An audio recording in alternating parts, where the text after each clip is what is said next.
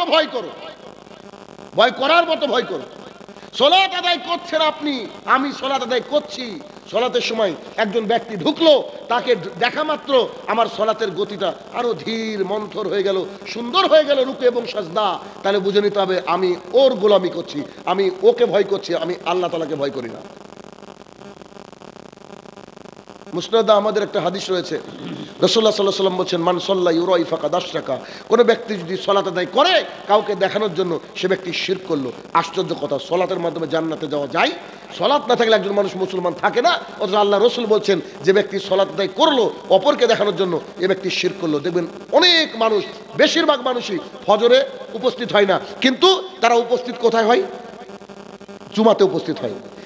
জুমাতে তো উপস্থিত হয়, এক শ্রেণী মানুষকে দেখবেন ও জুমাতেও যায় না, এমন মানুষ আছে, কিন্তু ওই ব্যক্তি আবার জানাজায় উপস্থিত হয়। একজন মানুষ যদি সারা জীবন জানাজা না পড়ে, তার মহল্লার লোক পড়ে, তাহলে এই ব্যক্তির পাপ হবে না। এমন মানুষকে আপনি দেখতে পাবেন যে 3:30টার সময় জানাজার সালাত কোথায় হবে? মসজিদ প্রাঙ্গণে। এমন মানুষকে আপনি খেয়াল করে দেখবেন মসজিদের ভেতরে 3টের সময় আসরের ওয়াক্ত, মানে সালাত জামাত চলছে, অনেক মানুষকে দেখবেন টুপি পরে, সাদা পাঞ্জাবি পরে, একবারে ফেরেশতা সেজে বাইরে দাঁড়িয়ে আছে। জিজ্ঞাসা করবেন কেন? জানাজার সালাত আদায় করতে এসেছে। আর ও ভেতরে কি চলছে এখন? আসরের সালাত, ওইটা ফরজ আর এটা ফরজ নাই। ওই ব্যক্তি যদি ইচ্ছা করে ওই সালাতটাকে ছেড়ে দেয়, ওই ব্যক্তি মুসলমান না। তোর জানাজা কিসের? একটু হিন্দু এসে যদি জানাজা পড়ায় কোন কাজে লাগবে কি? তো ও তো ওইরকমই। তাহলে এই ব্যক্তি প্রকৃত আল্লাহ সুবহানাহু ওয়া তাআলাকে ভয় করে না। দেখবেন অনেক মহিলা আছে বর্তমান সময়ে, বাবা, ভাই, চাচা, এলাকার মানুষের ভয়ে বোরখা পরে, কিন্তু বিয়ে বাড়ি আর কলেজে যাওয়ার পর বোরখা খুলে ফেলে, সুন্দর গহনা, সুন্দর শাড়িটা মানুষকে দেখায়। এই ব্যক্তি, এই মহিলার মধ্যে কোনো ভয় নাই। স্বামী যতক্ষণ বাড়িতে আছে ততক্ষণ ভালো কিছু দেখছে টিভিতে, ততক্ষণ হাম নাত ইত্যাদি শুনছে, কোরআন তেলাওয়াত শুনছে। স্বামী যেই চলে গেছে আবার টিভি সিরিয়াল শুরু। এই মহিলার ভয় নাই, এই মহিলার ভয় নাই। তাহলে আল্লাহ সুবহানাহু ওয়া তাআলা বলছে যে ভয় তোমরা করো, আমার সাথে নাটক করে কাজ নেই। আল্লাহর সাথে নাটক করে কাজ আছে? আল্লাহ তো অন্তরের মালিক, তিনি তো জানেন আমাদের অন্তরে কি বলছে, তিনি তো জানেন যে আমাদের অন্তরে কি বলছে। হাক্কা তুকাতিহি, তোমরা ভয় করো, ভয় করার মতো ভয় করো। ওয়ালা তামুতুন্না, তোমরা মৃত্যুবরণ করো না, তোমরা মারা যেও না, ইল্লা ওয়া আনতুম মুসলিমুন, মুসলমান না হয়। তার মানে মুসলমান হওয়া লাগবে, তারপরে যে আল্লাহ তাআলার কাছে কিছু একটা পাওয়া যাবে। আবু হুরায়রা রাদিয়াল্লাহু তাআলা আনহু বলেন, রাসূল সাল্লাল্লাহু আলাইহি সাল্লাম বলেছেন,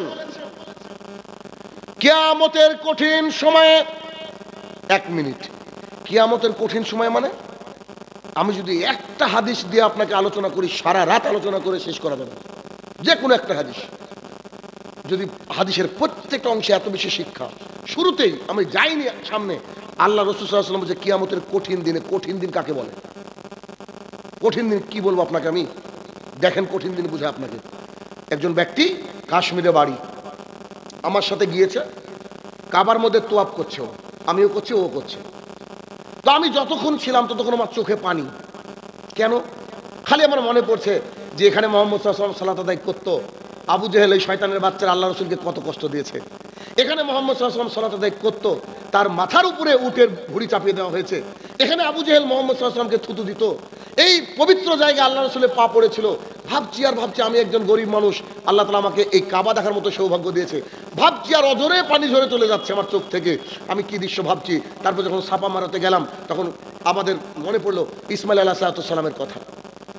তার কলিজাটা ফেটে যাচ্ছিল। আল্লাহ সুবহানাহু ওয়া তাআলা জিবরাইলকে পাঠিয়ে দিয়ে তার পায়ের আঘাতে জমজমকে আবিষ্কার করে দিলেন। সেই দৃশ্যগুলো ভাবছি, সাফা মারা, দৌড়াচ্ছি, এই করছি, এমন মানে মগ্ন ওখানে সালাত আদায় করতে এত ভালো লাগে। কাবার সামনে দাঁড়িয়ে সালাত আদায় করতে পৃথিবীর আর কিছু মনে হয় না। সুন্দর একটা জায়গা, মনে হয় যে আপন জায়গা, চেনা জায়গা। বলেন তো, ওই কাবার মধ্যে গিয়ে কেউ কি কোনো মহিলাকে দেখতে ব্যস্ত থাকতে পারে? বলেন, যদি কেউ ব্যস্ত থাকে তাহলে তো আবু জেহেল ও না, আবু জেহেল এ অরিজিনাল। যখন আমাদের তোয়াফ কমপ্লিট হয়ে গেল, তো আস্তে আস্তে ও আমাকে বলছে, কাশ্মীরি ছেলেটা, শাহিন ভাই हम लोग सफा से मरवा, मरा से सफा जो दौड़ रहा था ना, एक इतना खूबसूरत लड़की मेरा सामने आ गया, तो उनको देखने के बाद मेरे भूल ही गया कितना चक्कर मारा। আস্তাগফিরুল্লাহ, চিন্তা করেন। তাই বললাম যে তুই মানুষ, অথচ ওকে আমি মদিনাতে দেখেছি 2 রাকাত করে নামাজ পড়েই যাচ্ছে। আমি কি ব্যাপার? বলছে আপনি কি হাদিস জানেন না, 1 রাকাতে 50,000 নাকি? দেখেন কত ইমানদার। অথচ ওখানে গিয়ে একটা মহিলার দিকে তাকিয়ে বলছে আমি ফিদা হয়ে গেছি, ভুলে গেছি কত 7 বার মারতে হয়, কবার আমি চক্কর মেরেছি আমি জানি না। আপনাকে কি দিয়ে বুঝাবো? কাবার মধ্যেও এমন হতে পারে, মানুষ করতে পারে, কিন্তু কিয়ামতের মাঠটা কি? কিয়ামতের মাঠটা হচ্ছে আপনি এটা দাঁড়িয়ে, আপনার মা এখানে দাঁড়িয়ে, আপনার মাকে দেখে আপনি আড়াল হয়ে যাবেন। কেন? আজকে যদি আমার মা একটা নেকি চায়, ওকে দিব না।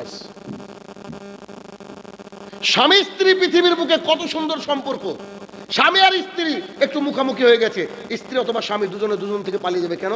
আজকে যদি আমার স্বামী একটা নেকি চায়, আমি দিব না। কিয়ামতের মাঠটা এত ভয়াবহ হবে, সূর্য থাকবে মাথার উপরে। আল্লাহ রাসূল সাল্লাল্লাহু আলাইহি সাল্লাম বলছেন মানুষ ঘামতে কারোর ঘাম টাকুনু, কারোর হাঁটু, কারোর কোমর, কেউ ঘামের মধ্যে এত দূর তার বের নিয়ে নেবে ঘামের মধ্যে। মানুষ তার পাপ অনুযায়ী ঘামতে থাকবে কিয়ামতের মাঠে।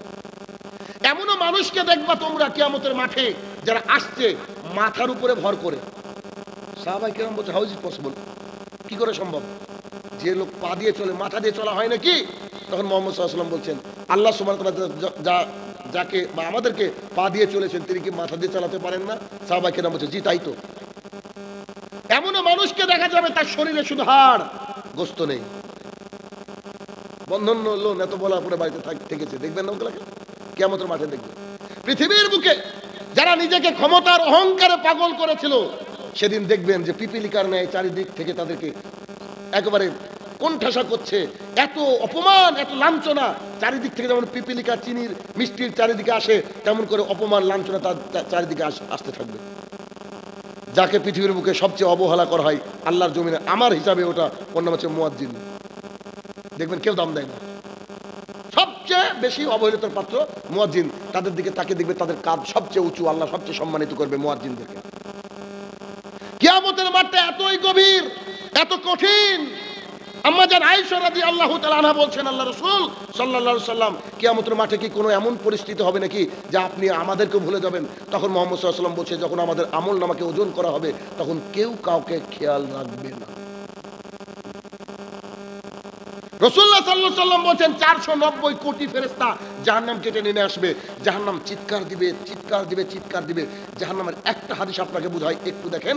আমি কিয়ামতের মাঠ আপনাকে দেখাচ্ছি কি ভয়াবহ পরিস্থিতি দেখবেন। অনেক বাড়িতে খেতে গিয়েছেন, অনেক বরযাত্রী টরযাত্রী, এগুলো তো জায়েজ নয়, তো মানুষ যায় খেতে গিয়ে, আনা নেওয়াতে যায় না, আনা নেওয়া গিয়ে দেখবেন মানে যাচাই খাবার খায়। তো দেখবেন প্রত্যেকটা টিমে 1-2 এরকম খুব শয়তান মানুষ থাকে, তারা শুধু খেয়ে যায়, মিষ্টি চিপে আর খায়, খালি গোস্ত খায় লুচি বাদ দিয়ে, আসলে নয়। তখন ওই বাড়ির লোক বুঝতে পারে যে এ শয়তান। তখন কি? তখন বলছে দে ওকে দে। আর এই সাইড থেকে মানুষ ওকে পাম দেয় হালকা করে, দে তো দে। এবার ও রাগে, আসলে যারা দিচ্ছে খাবার তাদের টাকা বেশি নয়, কিন্তু আজকে বিপদে পড়ে গিয়েছে। 250 টাকা কেজি গরুর গোশ, কি করবে? দে ঢেলে।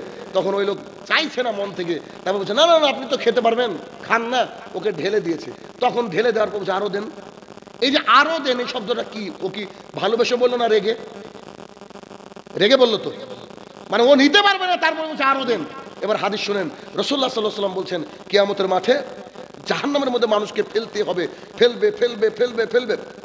জাহান্নামের মধ্যে মানুষ পড়তে থাকবে। জাহান্নাম একবার গড়গড় করবে রাগে চিৎকার দিয়ে আল্লাহ তাআলাকে বলবে আর নাই, একেবারে ফেলতে। তখন আল্লাহ সুবহানাহু ওয়া তাআলা দেখছে জাহান্নাম একেবারে রেগে লাল হয়ে আছে, আর বলছে আর নাই। তখন আল্লাহ সুবহানাহু ওয়া তাআলা নিজের ডান পাটা ঢুকে দিয়ে বলবে আর লাগবে কি? তখন জাহান্নাম বলবে কাদ, যথেষ্ট হয়েছে। এটা হচ্ছে কিয়ামতের মাঠ।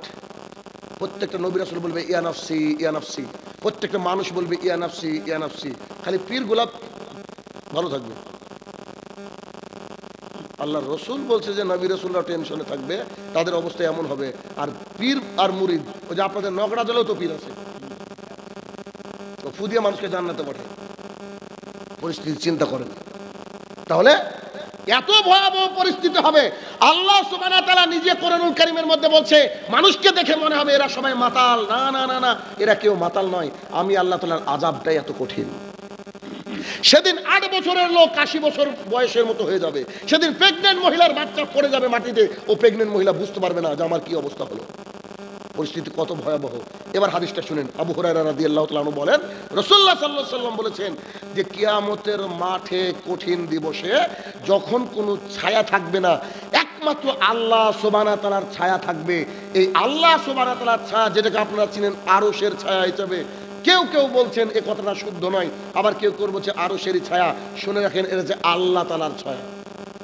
আল্লাহ সুবহানাহু ওয়া তাআলা যে ছায়া থাকবে কিয়ামতের মাঠে, আল্লাহ তাআলা সেই 7 শ্রেণীর মানুষকে তার ছায়ার তলে ডাক দিবেন, এবং সেই দিন ছায়ার মানুষের খুব দরকার হবে। মানুষের কলিজাটা ফেটে যাবে, এত তৃষ্ণিত হবে, এত ক্ষুধার্ত হবে, এত ভেতরে এত কষ্ট হবে। এক ঢোক যদি পানি পেতাম তাহলে আজকে আমার জীবনটা সার্থক হয়ে যেত, কিন্তু একটা ঢোক পানি মিলবে না। সেদিন পরিস্থিতি এত খারাপ হবে, এত কঠিন হবে। রাসূল সাল্লাল্লাহু আলাইহি ওয়াসাল্লাম বলছেন যে সেই দিন আল্লাহ সুবহানাহু ওয়া তাআলা ডেকে ডেকে 7 শ্রেণী মানুষকে মানে ওই আল্লাহ ছায়া তলে দিবেন। তার 1 নম্বর শ্রেণী হচ্ছে ইমামুন আদেল, ন্যায় পরায়ণ নেতা। আপনাকে যদি বলি 110 জন নেতার নাম আপনি অনায়াসে বলে দিতে পারবেন, পারবেন না? কিন্তু 100 জনের উপরে নেতাকে আপনি চিনেন। আপনাকে আমার সময় দেয়া হলো কিয়ামত পর্যন্ত একজন নেতাকে বের করেন যে ন্যায় পরায়ণ। মানুষের বাড়ি উড়ে গেছে, বাড়ির টিন তো তাদেরই উড়ে যাদের টিনের বাড়ি। ছাদ উড়ে নাকি? কি বলেন? টিনের বাড়ি তাদেরই উড়েছে। দেওয়ালটা ভেঙে গিয়েছে কাদের? পাকা বাড়িওয়ালাদের নয়, যাদের বাড়িটা কাঁচা ছিল। তাদের জন্য আমফানের টাকা আছে, তা পঞ্চায়েত প্রধান আর মেম্বার মিলে খায়। বলেন এরা মানুষ? একটা বাথরুম দিয়েছে, একটা ঘর রেখেছে আবাস যোজনার, যত টাকা আসে অত টাকা কেউ আজ পর্যন্ত পায়নি। হাত তুলে বলুক আমি পেয়েছি। কিছু টাকা এই রাঘব বোয়ালদেরকে দিতে হয়। আইসিডিএস এর কর্মী যারা আছেন তারা কান খুলে শুনে রাখেন, আপনারা শুনে রাখেন, এদের বাড়িতে কারুর বাড়িতে মুরগি নাই, ডিমের অভাব নাই। ডিম আসে কোথা থেকে? পৃথিবীর বুকটা কত কঠিন। নেতা, ন্যায়পরায়ণ নেতা, এটা খুব কঠিন একটা ব্যাপার। ন্যায়পরায়ণ নেতা পৃথিবীতে এখন পর্যন্ত আছে কিনা জানি না, তবে থাকতে পারে, ইল্লা মাশাআল্লাহ, কেউ কেউ থাকতে পারে, আল্লাহ তাআলাই ভালো জানে। তবে ন্যায়পরায়ণ নেতা যে হক বিচার করে, সে কি করে? সে আল্লাহ তাআলার ছায়া তলে থাকবে। এবার আপনি যখন বিচার চাইতে গিয়েছে, আপনাকে জিজ্ঞাসা করা আপনি কোন পার্টি করেন, বলা হয় না? আপনি যদি তাদের ক্ষমতার পার্টি করেন, আপনি খুন করেও ঘুরে বেড়াবেন, কোনো অসুবিধা নেই। আর আপনার জমিতে যদি কলাইয়ের জমিতে একটু ছাগল লাগে, ছাগলটাকে মারলে আপনার জেল হবে। কত মানুষ যে জেলে আছে, নিরীহ অসহায় মানুষ, তারা হচ্ছে মাজলুম। আল্লাহ সুবহানাহু ওয়া তাআলা মুহাম্মদ সাল্লাল্লাহু আলাইহি ওয়াসাল্লামকে দিয়ে আমাদেরকে জানিয়েছেন, যারা মাজলুম তাদের দোয়ার সাথে আর থাকে না, সরাসরি আল্লাহ কবুল করে। কত মাজলুম আছে। ন্যায়পরায়ণ নেতা, নেতা মানে সিপিএম, কংগ্রেস, তৃণমূল, বিজেপি ভাবেন না। নেতা মানে আপনার যিনি ইমাম তিনি আপনার নেতা, আপনার যিনি পঞ্চায়েত প্রধান তিনি আপনার নেতা, আপনার যিনি গ্রাম্য মেম্বার তিনি আপনার নেতা, আপনার যিনি হেড মাদ্রাসার হেড শিক্ষক তিনি আপনার নেতা, আপনার যে সমাজের পরিচালক তিনি আপনার নেতা। অতএব প্রত্যেকটা নেতাকে আল্লাহ তাআলার কাছে জবাবদিহি করতে হবে। শুধু মসজিদের উন্নতি কল্পে জলসা করে মসজিদকে বড় করবেন, মসজিদে ফজরে যদি লোক না থাকে, মসজিদের ইট উল্টো সাক্ষী দিবে আপনাকে জাহান্নামে ঢোকানোর জন্য। মানুষের ইমানের উন্নতি কল্প করতে হবে, আপনাকে মানুষের ইমানটাকে দেখতে হবে, মানুষকে ডাকতে হবে, ডেকে বলতে হবে আপনাকে সালাত আদায় করতে হবে, নইলে এই মসজিদ থেকে আপনার নাম কাটা। যদি না করতে পারেন তাহলে সমাজে কোনোদিন নামাজি বাড়বে না, অসম্ভব। যদি নামাজি বাড়তো, প্রত্যেক জুমায় যদি একজন করে বাড়তো, তাহলে কি এই মসজিদে হতো কি এরকম গ্রামের সময় একটা মসজিদ লাগতো। অতএব ইমামুন আদেল, ন্যায় পরায়ণ নেতা কিয়ামতের মাঠে আল্লাহ তাআলার ছায়া তলে থাকবে। 2, যেই যুবক আল্লাহ সুবহানাহু ওয়া তাআলার ইবাদতে বড় হয়েছে, যে যুবক আল্লাহ সুবহানাহু ওয়া তাআলার ইবাদতে বড় হয়েছে, সেই যুবক কিয়ামতের মাঠে আল্লাহ সুবহানাহু ওয়া তাআলার ছায়ার তলে সমাসীন থাকবে। এই জন্য আপনাকে বলি, আপনি তো উঠবেন, আপনার কলিজার টুকরা সত্য সন্তানকে নিয়ে ফজরে যেতে হবে। কয়েকদিন আগে আমার ছেলে এসেছে বহরমপুরে, আমি ছিলাম মেবি মালদায়। বহরমপুরে এসেছে মানে ট্যালেন্ট সার্চ এক্সামিনেশন হয়েছে, ওদের স্কুল ফার্স্ট হয়েছে 5 জনের মধ্যে আমার ছেলে একজন। তো ওর টিচার ওদেরকে নিয়ে গিয়েছে, মাগরিবের একটু আগে বোধহয় সম্ভবত বাড়িতে ঢুকলো কি নাকি মাগরিবের পরে, সম্ভবত মাগরিবের পরে মনে হয় আমার কোথাও প্রোগ্রাম ছিল। তো ও যখন ঢুকছে আমার ছেলে, না মাগরিবের আগে বোধহয়, ও যখন ঢুকছে আমার ছেলেকে বাড়িতে ঢোকা মাত্র আমি বলছি আম্মু অজু করো। তার মুখটা যেন আমাকে বলতে চাইছে যে আমি বহরমপুর থেকে আসলাম, আমি মেডেল পেয়েছি নাকি সার্টিফিকেট পেয়েছি তুমি দেখবা না। তার মুখটা যেন বলতে চাইছে আমি সারাদিন কি খেয়েছি নাকি তুমি খোঁজই নিলা না, এসে তোমার আগে হচ্ছে অজু করো। কেন? কারণ আমি আমার ছেলে আমার কাছে একটা জিনিস চাইলে আমি 1 ডজন কিনে দিই, এত ভালোবাসি তাকে। তো সেই ছেলে সালাত ঠিকঠাক আদায় না করলে তাকে জাহান্নামে যেতে হবে। এই জন্য আমি বাবা হিসাবে আমার কর্তব্য দায়িত্ব যে তাকে ফজরের সালাত আদায় করতে হবে। ফজর তো আদায় করবে, সব ওয়াক্তের আদায় করবে, স্কুলে থাকলেও সালাত আদায় করে, তো ফজরের সালাত আদায় করতেও বাধ্য। কেন? ফজরে যে ব্যক্তি যায় না ও ব্যক্তি যদি বলে যে আমি ইমানদার, আমি বিশ্বাস করি না, আমি শাহরুর আমার বিশ্বাস করি না, হাদিস কোরআন না জানি না, কিন্তু এটা আমার মতামত। আমি মনে করি যে ব্যক্তির ফজর নাই এ ব্যক্তি কি করে মুসলমান হয় এটা হিসাবে ধরে না। অথচ অধিকাংশ মানুষই ফজরে যায় না। যাই, যে লোকটা আজকে 20,000 টাকা দান করলো ওকেও আজকে ফজরে পাবেন না, গুনে নিয়ে দেখবেন, আসেন যে আমাকে ফোন করেন, আসে না। ভেবেছে দান করে আমি জান্নাতে যাবো, মামুর বাড়ি আবদান নাকি? তাহলে তো কোটিপতির আগে জান্নাতে যেত। আল্লাহ রাসূল উল্টো বললো, যার টাকা নাই সে আগে জান্নাতে। কতদিন আগে? বড় লোকের চেয়ে 500 বছর আগে। এত দরকার কি টাকা দুনিয়াতে? তো লিখে রাখেন, 2000 মাসাদুল ওইদিকে লিখেন। আর ফেরেশতা লিখে ফেলেছে, টেনশন নেই, আপনারা লিখে রাখেন, কেউ লিখে রাখেন। তো কিয়ামতের মাঠ খুব কঠিন একটা মাঠ, সেখানে ছায়া পাচ্ছে কে? ছোটবেলা থেকে ইবাদত করে যে ছেলেটা বড় হয়েছে। তাহলে এখন আমাদের দায়িত্ব, এখন যদি আমাদের এই সভাপতি সাহেব, উনি বহু পুরনো আমার মানুষ, পরিচিত মানুষ, ইনি যদি মনে করেন যে আমি আবার আল্লাহর কাছে সময় নিয়ে ছোট হব, পারবেন? আমি যদি মনে করি এখন আমি 10 বছর হব, পারবো? কিন্তু আমি যদি চাই আমার সন্তানকে, উনি যদি চান ওনার নাতি নাতনিকে এখন থেকে গড়তে পারেন কি পারেন না? এই জন্য যারা মা এবং ভাই বোনেরা আছেন তাদেরকে উদ্দেশ্য করে বলছি, আপনার সন্তানের যখন 8 বছর হয়ে যাবে, 7 বছর পার হলো, সঙ্গে সঙ্গে আপনি আপনার ছেলেকে নিয়ে ফজরে যাওয়া শুরু করেন। এর চেয়ে কত শান্তি আছে দুনিয়ায়, কোথাও শান্তি নাই যে বাবা আর ছেলে একসাথে ফজরে গিয়ে নামাজ পড়ছে। এর চেয়ে শান্তি কিছু আছে কি? এর চেয়ে শান্তি কিছু নাই। তাহলে কি, যে ব্যক্তি একেবারে ছোট থেকে ইবাদতে বড় হয়েছে সেই ব্যক্তিকে আল্লাহ সুবহানাহু ওয়া তাআলা তার বিশেষ ছায়াতলে ডাক দিবেন। 3, একজন মানুষ যার অন্তরটা মসজিদে ঝুলে থাকে, মুআল্লাকা ফিল মাসাজিদ, মসজিদে ঝুলে থাকে, কেমন করে একটু দেখায়। জোহরের সালাত আদায় করে এসে খালি বৌমাকে ডাক দিয়ে বলছে যে আম্মু কটা বাজলো গো, মসজিদের কি মাইকটা খারাপ হলো নাকি? তখন ওর আম্মু বলছে আব্বু তুমি তো এখনই সালাত আদায় করে আসলা, এখনো মেলাদের একটু ঘুমাও না। আবার একটু পরে বলছে মা টাইম হয়েছে নাকি আসরের? তো বলছে আব্বু এখনো হয়নি, তো আমি তোমাকে ডেকে দেবো। আর তুমি বাচ্চা মানুষ, কখন ডাকতে পারবা কি পারবা না। আবার একটু পরে বলছে মা টাইম হয়নি, তো যান অজু করেন, এখন আজান দিল বোধহয়। যার অন্তরটা এরকম করে, একটা সালাত আদায় করার পর আরেকটা সালাত আদায়ের চেষ্টা যখন থাকে, তার ভেতরে থাকে মসজিদে, অন্তরটা কোথায় পড়ে থাকে? মসজিদে। এই ব্যক্তি আল্লাহ সুবহানাহু ওয়া তাআলার বিশেষ ছায়াতলে সমাসীন হলো। আচ্ছা, এটা করতে টাকা লাগে? এমন কিছু লাগে কি? এমন কিচ্ছু লাগে না, একটু সুস্থ শরীর থাকলেই যথেষ্ট। দেখেন আপনার আমার সাথে কিচ্ছু যাবে না, এই সালাত, সিয়াম, হজ, যাকাত এগুলো ছাড়া। সাদের স্ত্রীও, আপনি আমি যদি এখন মারা যাই, ওকে যদি একা বলা হয় তুমি তোমার স্বামীর পাশে বসে থাকো, তুমি লাশ দেখলে আমার ভয় লাগে। এখনই শাহিনুর রহমান বলছিল, এখন বলছে লাশ দেখলে ভয় লাগে। আপনার যে কলিজার টুকরা ছেলেকে আপনি 42 লাখ টাকা খরচ করে ডাক্তার বানিয়েছেন, তাকে খালি বলেন যে আমরা সবাই মাটি দিয়ে, তোমার বাবাকে মাটি দিয়ে কবরস্থ করে চলে যাচ্ছি, রাত্রি 8টা বাজছে, তুমি রাত্রি 11টার দিকে চলে আসো, থাকবে ও? টাকা খরচ কেউ থাকবে? নিজের মা, নিজের বাবা কেউ থাকবে না। মানুষ মারা গেলেই তাকে, তার নাম আর থাকে না, বলছে লাশ মরা। এত সুন্দর একটা নাম। ওই সুস্থ সবল মানুষটা ছিল, এখনই ঘুরে বেড়াচ্ছিল, তার নাম ছিল, আজকে এখনই তার প্রাণ পাখিটা উড়ে চলে গেছে, এখন বলছে লাশ। আশ্চর্য, আমরা বসবাস করি তবুও আমরা বুঝতে পারি না।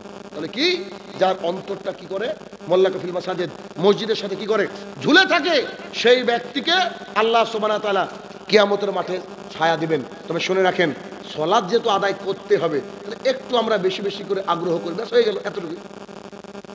চার, এমন মানুষ যে একে অপরকে ভালোবাসে শুধু আল্লাহর জন্য, আর একে অপরের সঙ্গ ত্যাগ করে আল্লাহর জন্য। আমার এমনও অনেক কাছের বন্ধু ছিল, আলহামদুলিল্লাহ অনেকগুলো বন্ধু হেদায়েত পেয়ে গেছে, এক শয়তান এখনো হেদায়েত পাইনি, তার সাথে আমি কথা বলি না। আমার স্ত্রী মাঝে মাঝে বাজার দিকে গেলে বলে যে তোমার ওই বন্ধু দাঁড়িয়ে কথা বলো না কেন? আমি বলছি, ও তো আল্লাহর ডাকে সাড়া দেয় না, আমি কে? বুঝেননি? ও তো উচিত যে শাহিনুর ভাই পরিবর্তন হয়েছে, তো আমাদেরও পরিবর্তন হওয়া উচিত। কালকে যখন একটা প্রোগ্রাম করছি আমি, ওই রানীতলার দিকে প্রোগ্রাম ছিল, একটা মেয়ে বলছে, আমাকে লিখছে যে আপনার বক্তৃতা বহুদিন থেকে শুনি, সামনে থেকে শুনবো এরকম সৌভাগ্য আজকে হয়েছে, আলহামদুলিল্লাহ আপনার বক্তৃতা শুনে জীবন পরিবর্তন করেছি। তবে আপনার ব্যাপারে যেটুকু আমি বুঝি যে আপনি হক কথা বলেন, আপনি যেদিন আজকে যদি বক্তৃতার মধ্যে একটা হাদিস মুহাম্মদ সাল্লাল্লাহু আলাইহি ওয়াসাল্লামের বলে চালিয়ে দেন, ওটা আল্লাহ রাসূলের না, তারপর তখন থেকে আপনাকে ঘৃণা করব। আমি বললাম যে মাশাআল্লাহ, এই হচ্ছে বাপের বিটি। কথা বুঝেননি? যে আপনার আমার সাথে ভালোবাসা কতক্ষণ থাকবে? ভালোবাসা ততক্ষণ থাকবে যখন শরীয়তটা ঠিক আছে। আপনি আগামীকালকে গিয়ে মাজার পূজা করেছেন, আপনাকে আমি আর চিনি না। তাহলে একে অপরের প্রতি ভালোবাসা হবে। দেখেন, ভালোবাসতে কিন্তু টাকা লাগে না। আপনি আমাকে ভালোবাসবেন, শাহিনুর রহমানকে আমি ভালোবাসি, এই ভালোবাসাটা যদি থাকে আপনার আমার মধ্যে, এই ভালোবাসাটা জান্নাতে নিয়ে যাবে। তাহলে যারা আলেম ওলেমা রয়েছে, যারা ভালো মানুষ রয়েছে, যারা বক্তা রয়েছে, তাদের সাথে ভালোবাসা রাখা উচিত। ফ্রিতে জান্নাত ভাই, ফ্রিতে আল্লাহ তাআলার মানে কি ছায়ার তলে সমাসীন। আচ্ছা, আল্লাহ যাদেরকে স্পেশাল ছায়া তলে ডাকবে, তাদেরকে কি আল্লাহ জাহান্নাম দিবে? আপনার মনে হয়? আল্লাহ তো গফুরুর রাহিম, সেই সেন্সে বললাম, হয়তো সে ব্যক্তি জান্নাতে যাবে। পাঁচ, যে ব্যক্তি কোনো কিছু দান করলো ডান হাত দিয়ে, তার বাম হাত বুঝতে পারলো না, এই ব্যক্তির জন্য আল্লাহ সুবহানাহু ওয়া তাআলার বিশেষ ছায়া। কিন্তু মানুষ ঠিক উল্টো, আরে আমি যে দান করলাম, আমার নামটা মাইকে বললই না, ঠিক না? কত বোকা মানুষ। তুমি পকেটে যা আছে টাকাটা এভাবে ঢুকে চুপ করে রেখে দেন, যদি কমিটি বলে কি নামে লিখবে, রাখেন তো নাম, আমি আমার আল্লাহ তাআলার জন্য ভালোবাসি মসজিদকে, তাই আমি দিয়ে দিলাম। এই জন্য আপনাদেরকে আরেকটা তরিকা শিখিয়ে দিই, যে তরিকা মাঝে মাঝে আমি করি। কেমন? ডান হাত দিল বাম হাত জানতে পারলো না, আমরা তো অত বড় মানুষ না, আমরা এটুকু তো করতে পারি যে আমাদের মানি ব্যাগে কিছু খুচরো টাকা একদিকে রাখা থাকে, 5 টাকা 10 টাকা 20 টাকা 50 টাকা থাকে কিনা, আর 500 টাকার নোটগুলো কি করে আমরা সাইডে রাখি। তো আমরা এই হাদিসের উপর আমল করে তো এটাও তো করতে পারি। একজন ভিখারি মিসকিন কি পেয়েছি, মানি ব্যাগটা খুলে এরকম করে হাত ঢুকে যা উঠলো দিয়ে দিলাম, ব্যাস। হবে কি হবে না? কথা বুঝেননি? যে আল্লাহ অন্তত এটুকু করেছি যে 1 দিন 2 দিন 5 দিন লাইফে 20 দিন করেছি, ডান হাত যা দিয়েছে বাম হাত তা জানতে পাইনি। এটাকে করা যায় না? নিশ্চিত করা যায়। 6, এমন ব্যক্তি যাকে কোনো সম্ভ্রান্ত নারী, সুন্দরী নারী এসে বলছে চলো একটু প্রেম করি, চলো তোমার সাথে খারাপ কাজ করি, চলো তুমি আমার দিকে, ও যদি আহ্বান করে, আর আপনি আমি যদি বলতে পারি আমি আল্লাহ তাআলাকে ভয় করি, সেই ব্যক্তির জন্য কিয়ামতের মাঠে স্পেশাল ছায়া। এটা খুব কঠিন কাজ। কেন? রাসূলুল্লাহ সাল্লাল্লাহু আলাইহি ওয়াসাল্লাম বলছেন, আমি মারা যাওয়ার পর পুরুষদের জন্য এত বড় ফিতনা রেখে যাচ্ছি না, যে ফিতনা সবচেয়ে ভয়াবহ তা হচ্ছে নারী। তোমরা সাবধান, সতর্ক থেকো। বনি ইসরাইলদের মধ্যে প্রথম ফাসাদ ঝামেলা শুরু হয়েছিল নারীকে কেন্দ্র করে। দেখেন এখন নারী নিয়ে সব, যেই নেতা ধরা পড়ে কিছুদিন পর দেখবেন নারী কেলেঙ্কারি বেরিয়ে যাচ্ছে। প্রায় মানুষ নারীতে আটকে আছে, টাকাতে আটকে আছে, 2 জায়গায়। খুব ভয়াবহ পরিস্থিতি, খুব ভয়াবহ পরিস্থিতি। আজকের আলোচনার সাথে রিলেটেড টপিক 7 নম্বর, এটা 6 নম্বরে ছিল, আমি ইচ্ছা করে 7 নম্বরে আনলাম আপনাদেরকে বোঝানোর জন্য। 7 নম্বর হচ্ছে যেই চোখ আল্লাহ সুবহানাহু ওয়া তাআলার ভয়ে ক্রন্দন করে, কান্না করে, আল্লাহ সুবহানাহু ওয়া তাআলা তাকে ডেকে তার ছায়ার নিচে স্থান দিবেন। সুবহানাল্লাহ। তার মানে আল্লাহর ভয়ে কাঁদতে কি টাকা লাগে? কিছুই লাগে না। শুধু আল্লাহ তাআলার ভয়ে যদি কোনো চোখ কাঁদে, তাহলে সেই চোখকে কি করা হবে? সেই ব্যক্তিকে কি করা হবে? কিয়ামতের মাঠে আল্লাহ সুবহানাহু ওয়া তাআলা ভয়াবহ দিনে তাকে ডেকে বলবেন যে তুমি থাকো এই আমার ছায়াতলে। এর 7 শ্রেণী।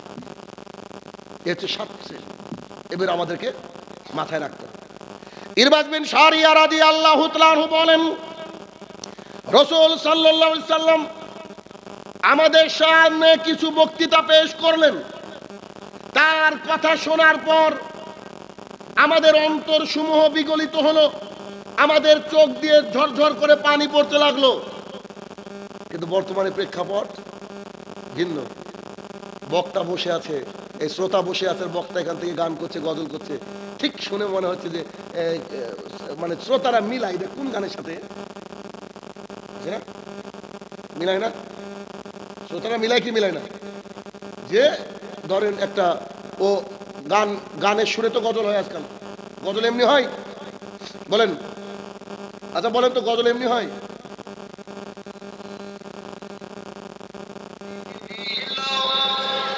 লক্ষ্মীর ভান্ডার রে খুশি হইল সব বৌদিরা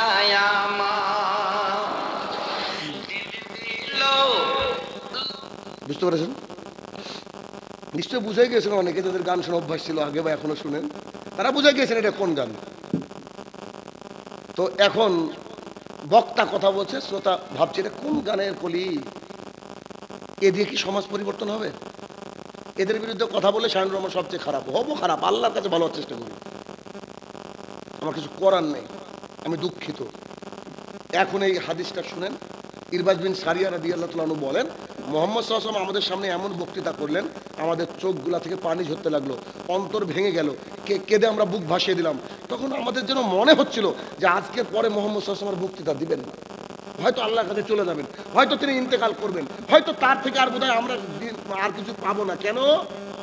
তার কথার মধ্যে এত মানে মর্মস্পর্শী ভাষণ আমরা শুনলাম।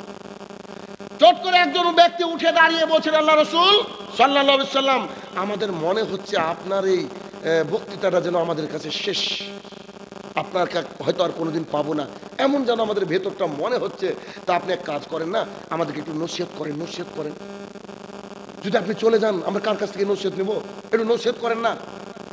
দেখুন ভালো মানুষ সব সময় বক্তা আলেমের কাছে গেলে একটা কথা বলে যে আমাকে নসিহত করেন। তো আমরা তো করি, বড় বড় আলেম দেখলে বলি যে শেখ একটা নসিহত করেন না। তখন বলে যে আল্লাহকে ভয় করো, তখন বলে যে সালাত ছাড়বা না, তখন বলে যে না খেয়ে মরে যাবা কিন্তু হারাম করবো না, এইভাবে নসিহত করে। তো সাহাবায়ে কেরামের মধ্যে একজন উঠে দাঁড়িয়ে বলছেন, আল্লাহ রাসূল সাল্লাল্লাহু আলাইহি ওয়াসাল্লাম, আমাকে একটু নসিহত করেন, আমাদেরকে একটু নসিহত করেন। তখন মুহাম্মদ সাল্লাল্লাহু আলাইহি ওয়াসাল্লাম বলছে, আত্তাকুল্লাহ, দেখেন আল্লাহকে ভয় করো। আল্লাহকে ভয় তো মেন, আল্লাহকে ভয় করো, তোমাদের আমিরের আনুগত্য করো। তোমাদের আমির যদি হাবসি গোলাম হয়, দেখতে খারাপ হয়, নিচু বংশের হয়, তবু তোমরা কি করো? তার আনুগত্য করো। শোনো, আমি মারা যাওয়ার অল্প দিনে দেখবা ইখতিলাফ শুরু হয়ে যাবে, নাভির উপরে নাকি নাভির নিচে, একবার আঙুল নাকি ক্রমাগত, পায়ে পা নাকি আদাত ফাঁকা। আমি মারা যাওয়ার খুব তাড়াতাড়ি ফিতনা তোমাদেরকে গ্রাস করবে, এরকম নানান রকম সমস্যা আসবে। তখন তোমরা কি করবে? আমাকে এবং আমার খলিফায়ে রাশেদিনের সুন্নতকে আঁকড়ে ধরে থাকবে, বিনওয়াজেস, মারির দাঁত দিয়ে। কেন? সামনের দাঁত দিয়ে ধরলে কিন্তু টানলে চলে যেতে পারে, আর মারির দাঁত দিয়ে চলবে না। তাই মুহাম্মদ সাল্লাল্লাহু আলাইহি ওয়াসাল্লাম বলেছে মারির দাঁত দিয়ে তুমি চেপে ধরে রাখো। শোনো, দিনের মধ্যে যা কিছু নতুন কিছু তা হচ্ছে বিদআত, আর প্রত্যেক বিদআত হচ্ছে ভ্রষ্টতা, আর প্রত্যেকটা ভ্রষ্টতার কাজই হচ্ছে জাহান্নামে নিয়ে যাওয়া। রাসূলুল্লাহ সাল্লাল্লাহু আলাইহি ওয়াসাল্লাম এই বাক্য বললেন সাহাবায়ে কেরামকে বলছেন। হয়ে গেল কত? 1450 বছর প্লাস। তাহলে এখন মানে আমরা ফিতনার মধ্যে আছি, আমরা সবাই ফিতনার মধ্যে আছি। এখন পরিস্থিতি এরকম, আল্লাহ রাসূল 1450 বছর আগে সাহাবায়ে কেরামকে বলছে খুব অল্প দিনে দেখতে পাবা। আর আমরা কতদিন পর আজকে অবস্থান করছি, কতদিন পর। অতএব আমাদেরকে সাবধান হতে হবে। এখানেও মুহাম্মদ সাল্লাল্লাহু আলাইহি ওয়াসাল্লাম কি বললেন? আল্লাহকে ভয় করো। মুআয ইবনে জাবাল রাদিয়াল্লাহু তাআলা আনহু বলেন, অনেকে মনে করে যে শাহিনুর রহমানের বক্তৃতা তো প্রতিদিনই শুনছি, সব জায়গায় বক্তৃতা শুনি, তো বক্তৃতা প্রায় একই রকম লাগে। শোনেন, সূরা ফাতিহা তো আল্লাহ রাসূল শুরু করেছেন পড়া, কিয়ামত অবধি পড়তে হবে। যে বক্তা এমন হওয়া উচিত, বক্তৃতা কেমন হওয়া উচিত? কপি পেস্ট বুঝেন কি? আপনি আমি ভেতরে কোনো কথা ঢোকাতে পারবো না। আল্লাহ রাসূল যা বলেছেন সেটাকে হুবহু আপনার সামনে পেশ করতে হবে। আল্লাহ যা বলেছেন হুবু আপনার সামনে পেশ করতে হবে। এখন এর মধ্যে রং চং যারা লাগায় তারা ভুল রাস্তার পথিক। হ্যাঁ, উদাহরণ কিছু দিতে পারেন মানুষকে বোঝানোর জন্য, আল্লাহ রসুল যেমন বলেছেন এরা দিতে পারেন, এরা ভিন্ন কথা। তবে কোনো রং চং লাগানো চলবে না, সরাসরি হুবু ওই আল্লাহ রসুলের কথা আপনাকে পেশ করতে হবে। আর আমি যতটুকু এই ফিল্ডে আজকে 12 বছর আছি, 24 সাল মানে 12 সাল থেকে আছি, এই 12 বছরে আমি যতটুকু দেখতে পেয়েছি, বুঝতে পেরেছি, আলহামদুলিল্লাহ কোরআন এবং হাদিসই একমাত্র মাধ্যম যে মানুষের অন্তর পরিবর্তন হয়। গজল যদি সারা জীবন গান, একটা গজলের ফলে কেউ পরিবর্তন হবে না, একদম গ্যারান্টি থাকে না। আমি বলছি না আপনি গজল গান না গান, বড় আলেমের কাছে ফতোয়া নেন, আমি ওটা বলছি না। তা আমি বলছি যে মানুষের হেদায়েতের মাধ্যমে কোরআন এবং সুন্নাহ। কেন মুহাম্মদ সাল্লাল্লাহু আলাইহি ওয়াসাল্লামকে মানুষ মারতে এসো তার কাছে কালেমা পড়েছে? কেন? তিনি চরিত্র দিয়ে দাওয়াত দিতেন। কেমন চরিত্র? আমি যদি দাড়ি ছাটি আর আপনাকে বলি ভাই দাড়ি কিন্তু পুরো ছেড়ে দিতে হবে, এই দাওয়াত কাজে লাগবে না। কথা বুঝেননি?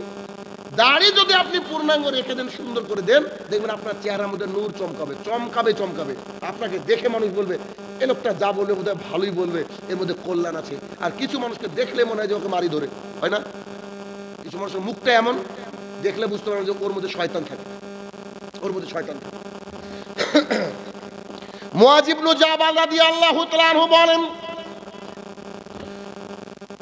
মুহাম্মদ সাল্লাল্লাহু আলাইহি সাল্লাম আমাকে ইয়ামিনে পাঠাচ্ছিলেন। তিনি আমার নিচে ছিলেন, আমি সওয়ারির উপরে ছিলাম। সওয়ারি কি ছিল? উট অথবা ঘোড়া, জানি না, হাদিসে আসেনি। উট অথবা ঘোড়ার উপরে চড়েছিলাম, আমাকে পাঠাচ্ছে আর আমি উপরে আছি আর মুহাম্মদ সাল্লাল্লাহু আলাইহি ওয়াসাল্লাম লাগামটা ধরে গল্প করতে করতে আসছে। যেমন অতিথি যখন বাড়িতে আসে তখন কি করে, বিদায় দেওয়ার সময় মানুষ যাইতো, তখন মুহাম্মদ সাল্লাল্লাহু আলাইহি ওয়াসাল্লাম বলছে মুআয ইবনে জাবাল, জি আল্লাহ রাসূল সাল্লাল্লাহু আলাইহি ওয়াসাল্লাম বলেন। তো বলছে শোনো, ওই যে আমার মনে হয় না যে তোমার সাথে আমার আর দেখা হবে। আচ্ছা বলেন তো, পৃথিবীর কোন মানুষ আল্লাহ রাসূল সাল্লাল্লাহু আলাইহি ওয়াসাল্লাম যদি এই বাক্য বলে তোমার সাথে বোধহয় আমার আর দেখা হবে না, এই বাক্য বলে, তো পৃথিবীর কোন ইমানদার কি চোখে পানি না নিয়ে থাকতে পারে? কথা কি বুঝতে পারলেন আমার? এখন আপনার বাবা, আপনি এখন বাড়িতে যাবেন, আপনার বাবা আপনাকে ডেকে বলছে আব্বু বেটা আমার শোনো, আপনার বয়স 70, আপনার বাবার বয়স 70, আপনার 35, আপনার 40 বছর বয়সও আপনার বাবা আপনাকে যদি তার বিছানার কাছে ডেকে বলছে আব্বু বাবা গো বেটা শুনছো, আমার মনে হয় না আজকে ফজর পাবো বেটা, আমার মনে হয় আল্লাহ আমাকে নিয়ে নিবে, আমার মনে হয় আমি চলে যাব, এই কথা যদি কেউ বলে, পৃথিবীর কোন সন্তান আছে যে তার চোখ দিয়ে পানি বেরোবে না? আছে? যদি ডাকাতিও করে তা ওর চোখ দিয়ে পানি আসবে কিনা? আমার আব্বা মারা যাবে। এখন মুহাম্মদ সাল্লাল্লাহু আলাইহি ওয়াসাল্লাম যদি এই কথা বলে যে আমি আর থাকবো না, তখন কি হবে? কথা বুঝাতে পারছি? মুআয ইবনে জাবাল রাদিয়াল্লাহু তাআলা আনহুকে মুহাম্মদ সাল্লাল্লাহু আলাইহি ওয়াসাল্লাম বলছে মুআয, জি আল্লাহ রাসূল বলেন, বলছি তোমার সাথে বোধহয় পরের বছর আর দেখা হবে না গো, তুমি যখন আসবা ওখান থেকে, যেখানে পাঠাচ্ছি ওখান থেকে আসবা, তুমি আমার এই কবরকে পাশ করে ওইদিকে পার হবা। তখন মুআয ইবনে জাবাল রাদিয়াল্লাহু তাআলা চিৎকার করে কাঁদতে শুরু করলেন যে বলেন কি আপনি, আশ্চর্য কথা, আমি চলে যাচ্ছি আর আপনাকে এসে আপনার দেখতে পাবো না, আপনার কবর পার করে আমাকে যেতে হবে, এটা কতই কষ্টকর আমার জন্য। মুআয ইবনে জাবাল রাদিয়াল্লাহু তাআলা কাঁদতে লাগলেন। মুহাম্মদ সাল্লাল্লাহু আলাইহি ওয়াসাল্লাম তাকে চুপানোর চেষ্টা করলেন, চুপছে না কেন? প্রিয় মানুষটা চলে যাবে, এটাকে সহ্য হয়? আপনি কি সেই দিনের দৃশ্য জানেন না? উমর ইবনে খাত্তাব খুব কঠিন একজন মানুষ, খুব উন্নত মানের একজন মানুষ, খুব তাকওয়াশীল একজন ব্যক্তি, তিনি কি বলছেন? তিনি বলছেন কি? তিনি বলছেন এই তোরা যদি কেউ বলিস আল্লাহ রাসূল মারা গিয়েছে, গর্দানকে উড়িয়ে দেবো। আরে এত বিচক্ষণ মানুষ পাগল হয়ে গেছে আল্লাহ রাসূলের ভালোবাসায়, তাহলে বুঝতে পারছেন আল্লাহ রাসূল যদি বলে যে আমি মারা যাবো কি অবস্থা হবে? তখন মুহাম্মদ সাল্লাল্লাহু আলাইহি ওয়াসাল্লাম এই বাক্য যখন বললেন তখন তিনি উচ্চ স্বরে কাঁদতে শুরু করলেন। তখন তাকে বলছে মুআয তুমি একটু চুপ করো, আমার কথা শোনো। পৃথিবীতে যে যেখানে থাকুক না কেন, যার অন্তরে আল্লাহ ভীতি আছে সেই ব্যক্তি আমার আত্মীয়, আমার রিলেটিভ। নগরাজল টিকটিকি পাড়া মানুষও আল্লাহ রাসূলের কাছের মানুষ হতে পারে যদি তার মধ্যে কি থাকে? আল্লাহর ভয় থাকে। তুমি যেখানেই থাকো না কেন, তুমি আল্লাহ তাআলাকে ভয় করো, তুমি আল্লাহ তাআলাকে ভয় করো, তুমি আল্লাহ তাআলাকে ভয় করো। এই বাক্যটা মুহাম্মদ সাল্লাল্লাহু আলাইহি ওয়াসাল্লাম তাকে বলে দিলেন। আয়েশা রাদিয়াল্লাহু তাআলা আনহা বলেন, আমরা রাসূলুল্লাহ সাল্লাল্লাহু আলাইহি ওয়াসাল্লামের সমস্ত স্ত্রীগণ আমার ঘরে বসা ছিলাম, রাসূল সাল্লাল্লাহু আলাইহি ওয়াসাল্লাম আমাদের মাঝে উপস্থিত ছিল। ঠিক এমত অবস্থায় মুহাম্মদ সাল্লাল্লাহু আলাইহি ওয়াসাল্লামের মেয়ে ফাতিমা রাদিয়াল্লাহু তাআলা আনহা আসলেন। তিনার হাঁটা দেখে মনে হচ্ছিল যে আল্লাহ রসুল হাঁটছেন। দেখবেন বাবা মেয়েকে ফলো করে, এটা সিস্টেম। ছেলে বাবাকে ফলো করে, মাকে ফলো করে, মানে যেমন করে হাঁটার চেষ্টা করে এও করে। তো তিনার চাল চলন, তিনার হাঁটা চলা দেখে মনে হচ্ছে মুহাম্মদ সাল্লাল্লাহু আলাইহি ওয়াসাল্লাম হাঁটছেন। তিনি তাকে দেখে তাকে স্বাগত জানিয়ে বামে অথবা ডানে বসালেন। হাদিসে বাক্যটা এভাবে আছে, আমি বলতে পারবো না যে ডানে বসালেন। আমাদের আয়েশা রাদিয়াল্লাহু আনহা বর্ণনা করছেন যে তিনি মুহাম্মদ সাল্লাল্লাহু আলাইহি ওয়াসাল্লাম তাকে স্বাগত জানিয়ে নিজের বিটিকে কোথায় বসালেন? ডানে অথবা বামে। বসার পর তিনি তার মুখটাকে তার কাছে টেনে নিয়ে কানে কানে কি যে বললেন, তিনি খুব কান্নাকাটি করতে শুরু করলেন। এই বেগতিক দেখে মুহাম্মদ সাল্লাল্লাহু আলাইহি ওয়াসাল্লাম একটু পরে তাকে আবার কানে কানে কি বলেন, তিনি হাসতে শুরু করলেন। মুহাম্মদ সাল্লাল্লাহু আলাইহি ওয়াসাল্লাম উঠে চলে যাওয়ার পর আম্মা জান আয়েশা রাদিয়াল্লাহু আনহা বলছেন, তুমি বলো যে তোমার আব্বা তোমাকে কি বললো? তাই এভাবে কাঁদতে শুরু করলো, আবার হাসতে শুরু করলা। তখন তিনি বললেন, এটা আমানত, এটা বলা যাবে না। রাসূলুল্লাহ সাল্লাল্লাহু আলাইহি ওয়াসাল্লাম যখন ইন্তেকাল করলেন তখন আম্মা জান আয়েশা রাদিয়াল্লাহু আনহা বলছে, শোনো, মুহাম্মদ সাল্লাল্লাহু আলাইহি ওয়াসাল্লাম দুনিয়া থেকে চলে গিয়েছে, আমি তোমার মা, সেই হিসাবে তোমার কাছে দাবি রাখি, তুমি আমাকে বলো যে কি বলেছিল মুহাম্মদ সাল্লাল্লাহু আলাইহি ওয়াসাল্লাম।